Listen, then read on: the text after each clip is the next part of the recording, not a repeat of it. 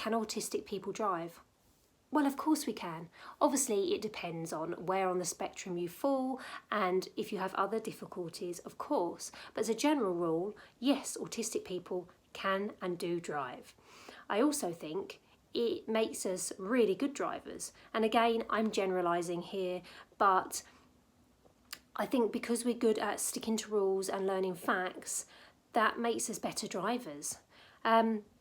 I personally took 5 times to pass my test, and although that may sound contradictory to what I just said about being a good driver, it's not because I'm not a good driver, but my nerves got the better of me so badly. I was incredibly nervous, incredibly anxious, almost to the point of panic. So that would make me make these small mistakes, and it was never anything big that I failed my test on. It was always like little things. But when I did finally pass, in a way, it was quite good that I'd had so much experience with the tests and everything, because it made me more confident. And my friend of 30 odd years, she's also late diagnosed autistic, and she'd had the same. Took her 6 times to pass her test for the same reason, just like super duper nervous. However, my husband, who is also autistic, he passed on the 2nd time. So of course I'm generalising, and this is just my experience. I'm sure a lot of autistic people will have passed on their first time, and it may have taken others many times to pass their test.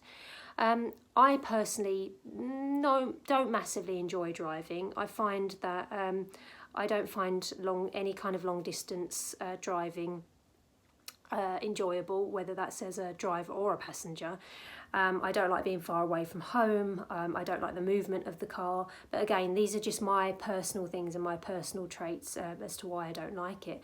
Other people love driving, and I'm sure there are a lot of autistic people who do sort of long distance driving for work and all sorts of things, especially as it means you can be on your own and focus on your own thoughts and don't have to interact with people too much. I imagine it suits quite a lot of people.